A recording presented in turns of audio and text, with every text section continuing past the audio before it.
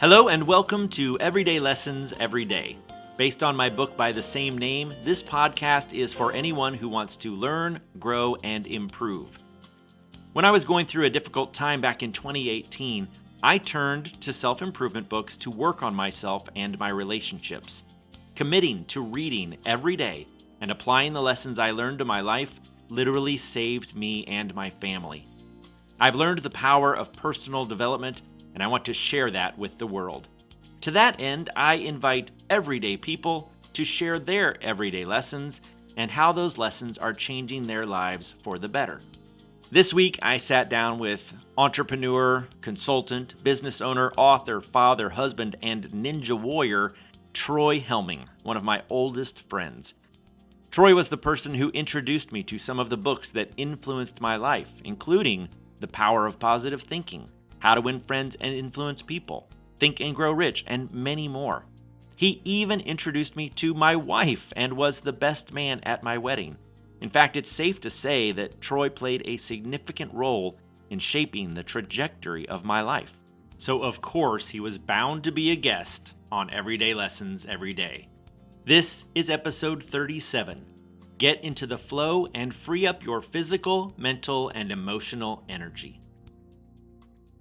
Well, good morning, Troy Helming. How are you? I'm doing great, David McBee. It's so nice to be able to chat with you again. So funny to use our first and last names. We've known each other for like 100 years, right? It's been decades. I'm not quite sure if it's been 10, but it's definitely been decades. No, for real. We knew each other in our early 20s and we're now in our 50s. So Yeah, you're one of my oldest friends. likewise. Gosh, you're right. I think that was the early 90s when we first met, yeah? Yes, because you were still dressing like it was the 80s. Holy cow. What do you mean was? I still am. Yes, you are a man of the 80s. So, yeah, these are my closest rendition to parachute pants. I know those of you listening can't see it, but they're my prana yoga climbing pants. But, they have all the pockets. They remind me of my parachute pants. And They're basically the parachute pants of today, aren't they? that's right. I love it. Well, I am so grateful that you decided to be a guest on Everyday Lessons. You have actually personally taught me quite a few lessons. I reference you several times in the original book of Everyday Lessons Every Day. So I have much gratitude to share with you, Troy. Thank you. Likewise, that actually goes two ways. And yes, I'm honored to be here and was honored to be referenced in that great creation of yours, Everyday Lessons. But yeah, you've actually returned the favor to me many times over the years. So Oh, thank you. that's nice of you to say. Awesome. All right. Well, tell everyone just a little bit about where you are in life. Like, what do you do for a living, your marriage, your family, that kind of stuff. Sure. So yeah, I moved back out to the San Francisco Bay Area, married to Alicia Helming. We just celebrated our 17th anniversary last week. Congratulations. Oh, thank you. We have one son, Xander. He's 13 and he's so cool. And he's, despite being a teenager, still really close to us and still likes getting hugs and snuggling on the couch when we're watching Marvel movies. That's awesome. You don't know how lucky you are that's still happening. Yeah, I think maybe COVID has something to do with that, possibly, because he's not out, spending time with his friends, thinking his parents are dorks. So I guess if there's one more silver lining to COVID, there's very few, but that would be one that I would be grateful for. You got a little extension of his youth, didn't you? I guess I did, yeah. And what are we doing for work these days? Yeah, professional life. So I'm still in the solar business, as you know, but I'll tell your listeners, I'm known as Solar Ninja Troy because I've been in solar for actually 41 years now. In 1980, it was one of my chores in junior high and high school to maintain the solar heating system that we had in our house in Kansas City area. And it was a chore, and it heated our water, our pool, our hot tub, even it heated our air in the wintertime when we turned the pool off. And it was my job to recharge it with propylene glycol, check the pumps and the valves and so forth. So I've been around solar since 1980. As a career, I've been in renewable energy since basically the late 1990s when I started it kind of as a hobby, and then started Kansas Wind Power, which became Trade Wind Energy. And I sold that, most of my interest in that in 2003, and then the rest of it in 2004, and it became the largest wind developer in North America in 2017. They have built something like $14 billion worth of wind and solar projects. So it's kind of like giving a child up for adoption and seeing it do well. So I'm proud that that's part of my legacy.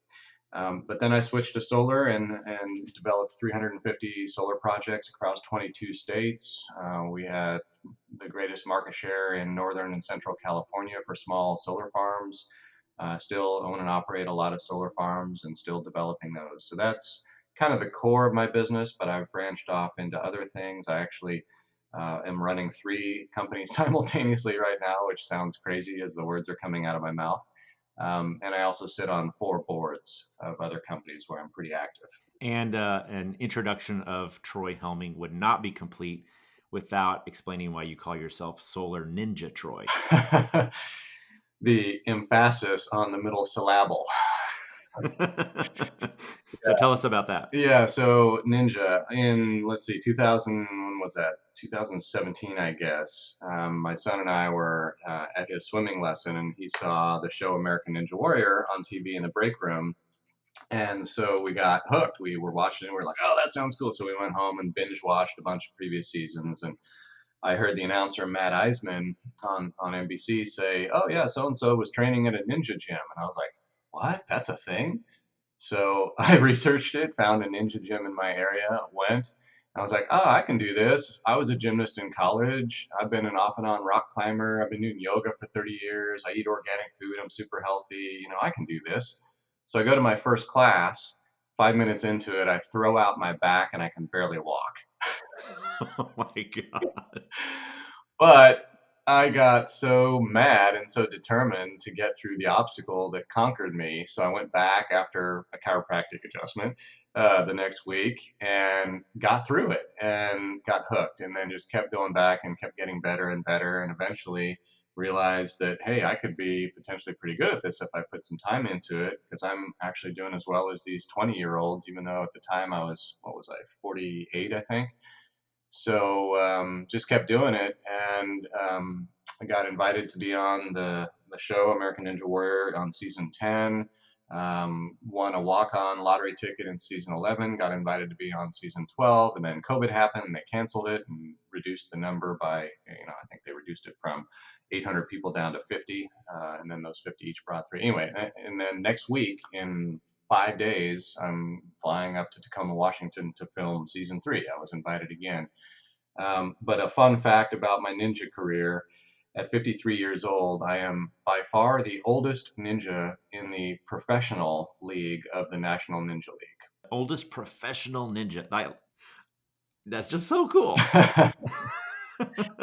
And didn't you like build your own ninja court in your backyard or something like that? I did, yeah, because the ninja gym wasn't super close to me. So I was like, you know what? I'm going to put something in my backyard to train even harder. And so for my 50th birthday party, we had quite a shindig, had a bunch of the ninjas, some of the famous ones from the show were over, and they're like, "Yeah, this is great, but can you expand it?" I'm like, "Dude, my backyard's not any bigger." So eventually I moved it to a big warehouse in Oakland, and it was kind of a private training session, but then we made it even bigger and it had high ceilings, so people were coming from all over California and Nevada and Oregon. Anyway, long story short, we found a huge warehouse in Richmond, 115,000 square feet with 50-foot ceiling height. It was an old shipbuilding factory in World War One and in World War Two. And anyway, we took over the whole building. We sublease about two-thirds of it, but it is now the largest Ninja Warrior gym on the West Coast, and we keep being told it's the largest in the country. And the only gym in the world, we're told, that has the true NBC American Ninja Warrior style big obstacles, where you can swing and fly 16 feet off of one thing and grab onto another thing. So it's kind of crazy that I'm still doing this at my age, but I have so much fun, and it has, I think, helped to reverse age my body. Troy Hillman, you don't do anything small, do you? Oh, my wife keeps telling me I'm an overachiever at everything. I just can't help myself. Yeah, you've been a workaholic as long as I can remember, and a playaholic. I mean, you Okay, so that I know leads to your everyday lesson, right? You're running 3 companies, you're on the board of, what'd you say, 4 more companies? Yeah. You're a dad, a husband, a ninja. So tell us about how you make that all work. Yeah, well, it didn't for a while, to be honest. I got out of balance and I was a workaholic, and I was like, you know what? I'm doing what my dad did, and I want to be able to spend a ton of time with my son and be there for him. And so this was about the same time I was training pretty hard for Ninja. At the time, there was an economic downturn. Some of you may recall well, of course, all of you recall the 2008 Great Recession, but in 2015, there was a big crash in oil prices, and my solar company was about to be acquired by a huge another solar company, First Solar, and it didn't work out because oil prices crashed. Their stock dropped 45%, and they fired their entire mergers and acquisitions team, including the team that was about to. We were on our third version of the term sheet and about to close on acquiring us. So there was a downturn, so I had to lay off some people and sell some assets, pay off all of our debt, and kind of restructure the company. It was a really difficult time, and that's when I was spending, probably not nearly as much time being a husband and a father. And so when that dawned on me, I was like, you know what? I'm never going to work again on Sundays, and I'm only going to do 3 hours of work on Saturday of work, and then maybe another 2 or 3 hours of like family work, paying bills, doing my favorite thing in the world, taxes, stuff like that. And I started to be asked to sit on some boards, and so I was doing that, and I was still struggling with my balance in life. Was there a moment when you felt like I've gone too far to one end of the scale? Like, was there a moment when you just knew that you couldn't keep it up at that pace? There was, yeah. My wife at the time had been writing a book, her book Protogenesis, and it ultimately became a bestseller in its category. And so she was writing a lot, crazy hours. She was traveling a lot to Greece because it takes place in Greece. And so I was basically the dad, almost like being a single dad, because she was gone, usually at least 1 to 2 weeks out of every month.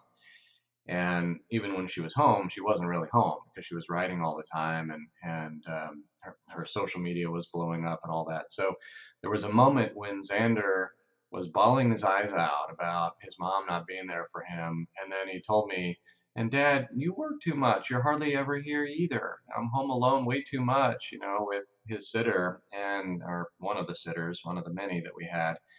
And it just broke my heart. And I was like, what am I doing? I've got to change something.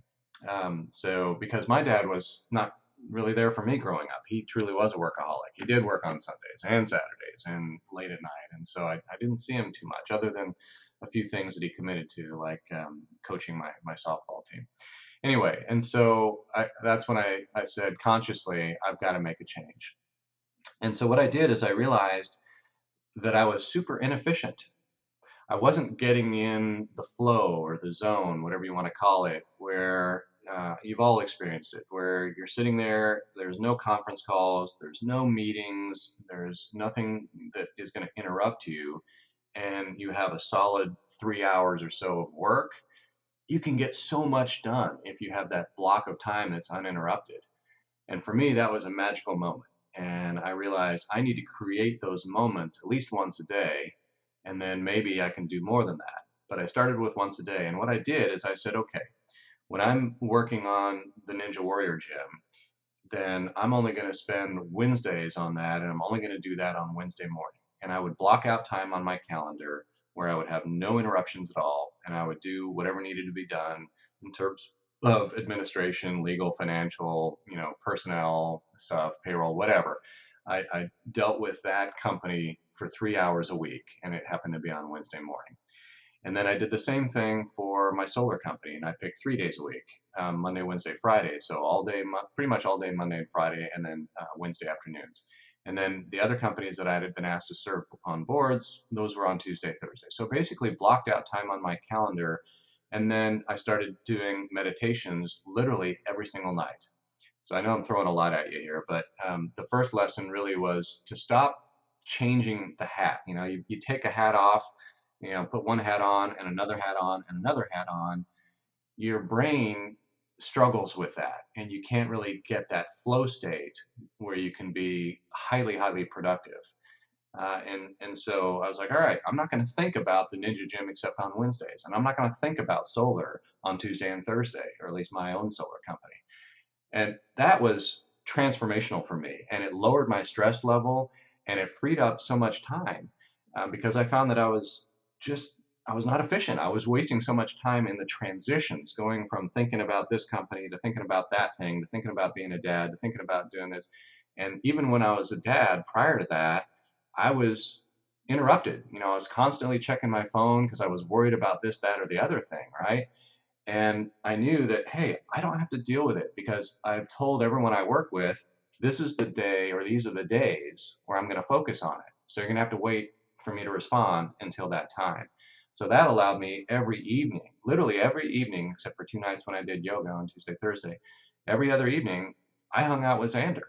And we bonded so much during the 2 to 3 years there after I did that, that probably single thing alone gave me more happiness and more fulfillment than any of the success I've had with my various companies over the last few years.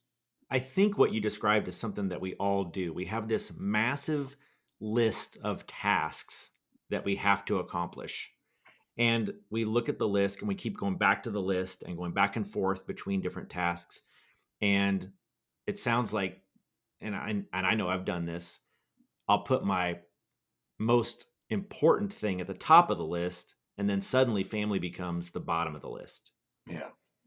And what you're saying is you got rid of the list completely and just prioritized certain times and days to each thing and gave them that full attention. Is that right? That is right. And with respect to the list, if I had a list in my head, it stressed me out. And so at night, I mentioned meditation. Let me go a little deeper on that. So literally every single night before I go to bed, I do a purge.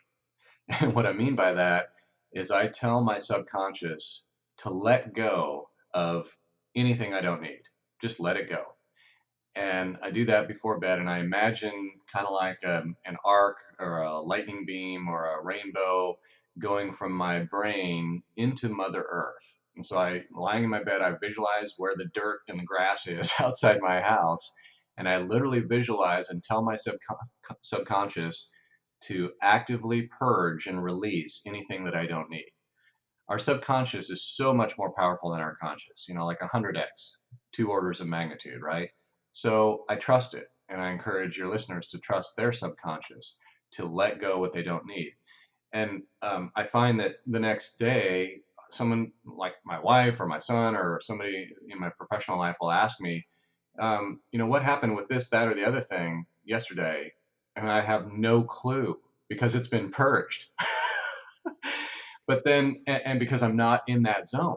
But what's fascinating is when I go back into that, maybe Alicia asked me about a consulting gig that I've been working on for a while with Blackstone, one of my clients. And until I'm in the Blackstone zone, meaning the time that I've dedicated for that, everything comes back. And I know exactly what happened and exactly what I need to do. And I have my email system really well organized. I snooze emails. I'm an inbox zero guy. So I always strive to get to zero emails in my inbox. And I do that by actively, very actively and proactively archiving emails when they're done. And when there's an email that requires a task that's in the future, I don't let it sit in my inbox. I snooze it. That clutter removal in my life helps to unclutter my brain, but it also allows whatever I've not released, my subconscious held on to the important things, right? So when I'm back into that zone and I'm looking at those emails for that particular company or that client, it all comes back what I need to do. And I'm looking at, the 5 emails or whatever in the inbox, and something pops up on the snooze that comes up because I snooze it until that time window when I'm supposed to be working on that stuff, right? And so it's just not it's not staring at me. It's not creating anxiety or stress. It's not in my brain. But that to me has allowed me to, I think, have deeper sleep. I'm happier. I'm more, rested in the morning. I don't drink coffee. I never really have, but sometimes I'll have tea or breakfast. I pop up out of bed in the morning because I feel, the athletic pursuits that I have, as well as that purging and meditating at night, has truly improved the quality of my life. And I believe that I've essentially cloned myself once. And my goal now is to clone myself a second time because I believe I'm more productive now by 2x than I was 4 years ago. Simply because you're not multitasking and you've organized yourself so well. Precisely. And the transitions can eat up 30 minutes. Every time you transition from one thing to another in your brain, you can't get to that flow state as quickly if you're moving from one thing to another. And so you stay focused on whatever, and that can be even within one job. And like I do that on Pristine Sun, my solar company. Yesterday, my focus was on working on one thing, getting an RFP done for, a request for proposal done, and organizing our data room for the investor that wants to invest in that particular solar project. That's all I did. There were probably 10 or 12 other things that I could have been doing for Pristine Sun, that company, but I ignored them and I snoozed all of them so that I could focus on that one kind of subset of tasks and get through them. And because of that, because I wasn't bouncing around, I probably got through it in maybe 4 hours when before it might have taken me 8. So again, I've doubled my productivity. Troy, if you had told me before we started taping that your everyday lesson was going to be get organized and get happy, I would have been like, this is going to be the worst episode ever. But I mean, that really is what you're saying, right? I guess it is. I had no idea we were going to go there, but that's the outcome that I guess is kind of inevitable when you do this. Yeah. People look at their peers and they see someone who has their fingers in a lot of different pots, right? I know that when you look at my online presence, you see someone who's into internet marketing. He's a trainer, he's a speaker, he wrote a self help book, he wrote a children's book. He's married, he likes to go off road and go play in the mud. I mean, like, how some people must look at that and go, dude, just pick one thing, right? Right. I am not organized and I feel very stressed out a lot because I'm moving around a lot. So this is an incredibly helpful lesson for me, and I'm going to definitely take some of this and implement it in my life. What would you say to the person who doesn't have a million hats? They just have a job and a family. Is it still relevant to that person? Absolutely. And I would propose to that person that whatever their goals are in life, that they can achieve them and get better at them and improve the quality of their life by implementing one or more of these everyday lessons. And let me give you an example. Some people are going through life and they have a job that, they're maybe they don't love it, but it's okay, or they're satisfied with it, and they're not really sure what they want out of life. Well, I would challenge that person to take some time to reflect on what it is that moves them, what drives them, what gets them excited. That could be anything. It could be a hobby, it could be something family related. It could be faith related. It could be some new position that they've kind of been thinking about at work, but maybe they didn't have the confidence to even strive for it. Whatever it is, I would encourage that person to take some me time and take that away. I schedule, in addition to yoga and the meditation at night, I also schedule just normal meditation where I will go in a very short one, 10 minutes. That's it. It's so hard to find time to do, anything more than that in our busy lives. We're all busy, right? But I'll take 10 minutes on Wednesday and Saturday to lie on. We have this, kind of mat, crystal heating pad mat thing. It's super nice and comfortable and warm. Put a blanket on, and it provides some healing benefit too. But it's in our guest room. Nobody's ever in there. I lay down on that thing. I have an app on my phone that I use that is a guided meditation, and I just clear all the clutter out of my mind and let my subconscious just be. And that process has helped me define, at least for me, what I want out of life and what makes me happy and what inspires me. So I would encourage anyone to do that and find something. Because if you're not growing, then you're dying. I'm sorry to put a blunt point on it, but that's how I feel. If you're not striving for something and growing, then you're slowly dying on the inside. And that makes me sad. There's no need for that. And so I would encourage everybody to take time to figure out what it is. So let's say it's a hobby, and that hobby might require some time. And so maybe you could implement some of the lessons from either this podcast or previous podcasts to become more time efficient and free up some of that time. Maybe it requires a little bit of money, so maybe there's some things that you can change around in your life, or improve in your job. Maybe get a promotion. Maybe spend a little less money on something that you don't really need every month. Whatever it is, there's always things that you can do, right? That's not for anybody else to tell you. That's up for you and you alone to decide what it is. But if you're striving for something, you suddenly have the magic secret in my book, and that is called the power of purpose. Even if it's something small, if you're chasing that dream or that goal, you have a purpose. And as you're making progress towards that goal, not just achieving the goal, but just the progress, just the act of moving towards it, at least for me, gives me fulfillment. And I am 100% certain that it will give you fulfillment too, just striving towards that journey. So I flippantly called your lesson "Get Organized and Get Happy," but how would you articulate it? I would say purpose and focus would be the two words that come to my mind most immediately.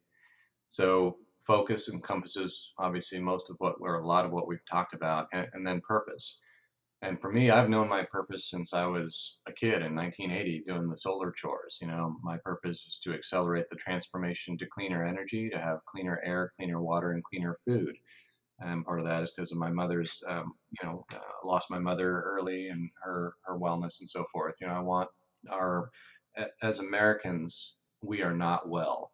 And so cleaner air, cleaner water, and cleaner food can help that. And that translates to, solar energy and other clean forms of energy. That's my purpose. And wellness is kind of secondary purpose around that. Everyone has a purpose within them. So yeah, I would say finding your purpose and get there, adding focus to all aspects of your life to free up time and free up physical energy, mental energy, and emotional energy, because there's a limited amount in each tank. We only have so much physical energy, and we only have so much mental energy to take on new things or even maintain existing ones, and we only have so much emotional energy.